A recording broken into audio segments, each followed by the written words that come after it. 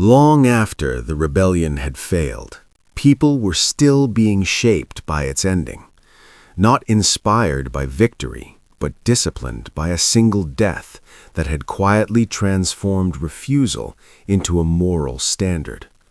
The consequence arrived first, long before anyone could explain how a moment that seemed resolved had begun governing generations that never witnessed it.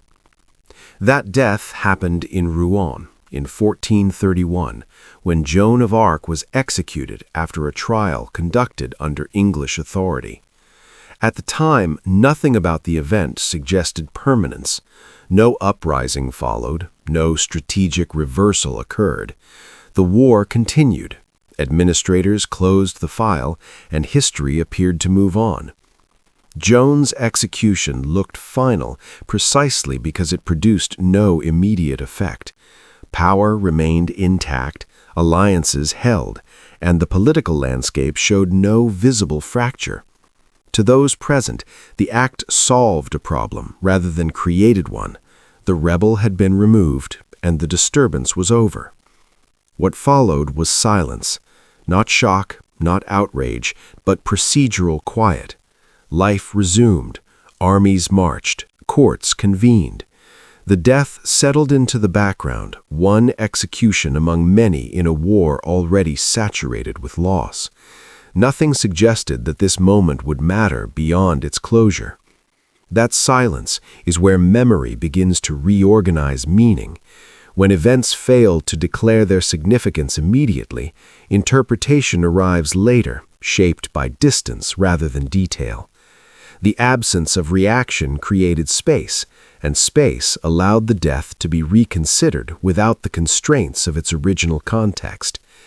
Decades passed before that reconsideration took form. In 1456, a posthumous retrial initiated by the French crown declared Joan's original condemnation invalid. The legal reversal did not change the outcome of the war retroactively, but it changed something more durable. It reframed the death itself. What had once been recorded as heresy became injustice. The execution ceased to be a procedural conclusion and began functioning as moral evidence.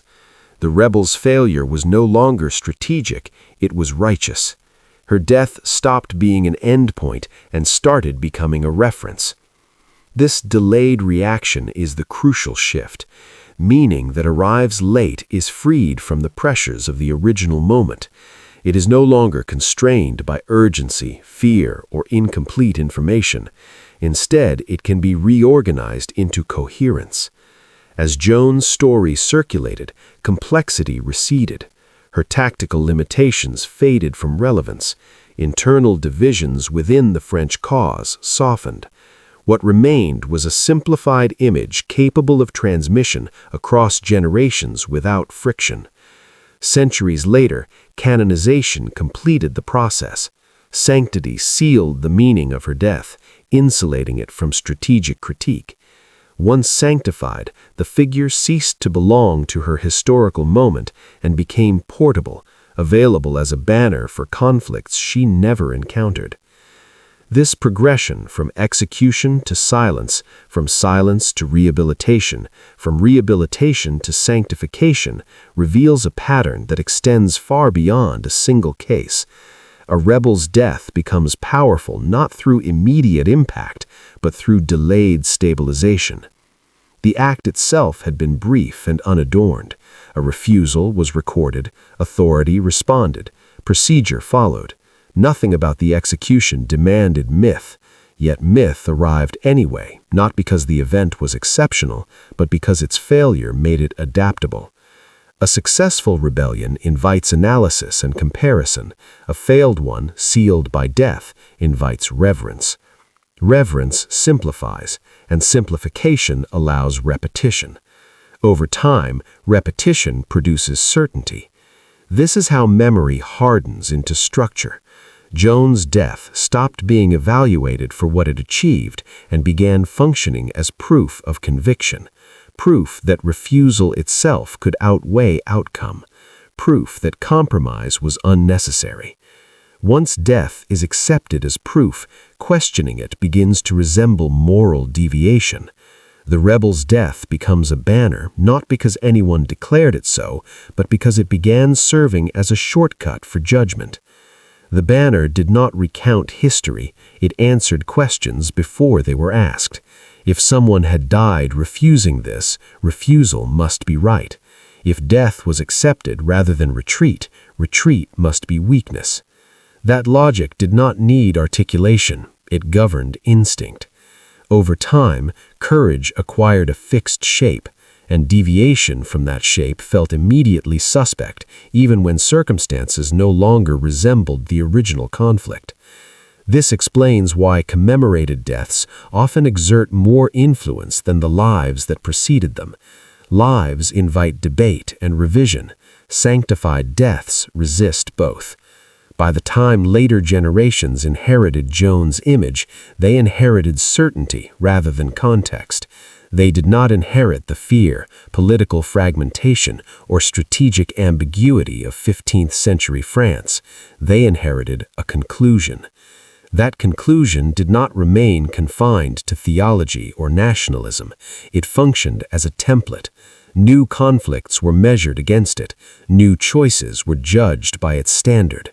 The death had become a measuring device. This is the end of the first transformation. A death stops being revisable. A banner that survives long enough inevitably begins shaping futures it was never meant to guide. Detached from origin, it travels freely, carried into contexts that share symbolism rather than substance with the moment that produced it. This portability depends on simplification. Only certainty transmits efficiently. Ambiguity dissolves with each retelling, leaving behind conclusions that feel complete and morally sealed. Later generations inherit those conclusions rather than the uncertainty that shaped the original decision. They receive a finished answer instead of an open question, and instinct forms accordingly. Compromise begins to feel suspect before it is evaluated. Negotiation appears weak before it is tested. Survival itself demands justification when it conflicts with inherited refusal. The banner does not argue these judgments, it normalizes them. Over time, institutions align themselves to avoid symbolic violation, shaping rhetoric, education, and policy around inherited memory. When institutions align, memory becomes regulatory. Decisions are evaluated not only by effectiveness but by fidelity to the banner. Legitimacy becomes a performance of continuity. Here the paradox emerges. A symbol born from agency begins reducing agency for those who inherit it. Moral debt replaces strategic judgment, and repetition becomes repayment. The group repeats the posture because repetition feels like honor, and honor feels like belonging. Belonging enforces compliance more effectively than coercion. Even when strategic value fades, the banner persists because it stabilizes identity. Revising strategy admits uncertainty. Revising memory questions the dead. Meaning erodes, but the symbol remains. It is raised in context it no longer fits, producing dissonance resolved through intensified belief rather than adaptation. Reality is blamed, memory is defended. Choices narrow quietly. Agency contracts, defiance becomes constraint. Release feels unthinkable because letting go requires acknowledging contingency and limitation. Such acknowledgement threatens the emotional economy built around commemorated death. So repetition continues, reverence accumulates, distance from origin increases, and certainty hardens. The rebel becomes purer, more resolute, and more silent. Silence grants authority because it cannot contradict usage. Sacrifice replaces strategy. Sacrifice resists analysis, which is precisely why it functions. Certainty mobilizes efficiently, but it carries hidden costs. Imagination freezes, experimentation declines, responsiveness weakens. The past becomes script rather than resource. Scripts resist abandonment even when conditions demand change. This is how a death becomes a transgenerational command, not through accuracy, but through insulation. History moves, memory insists.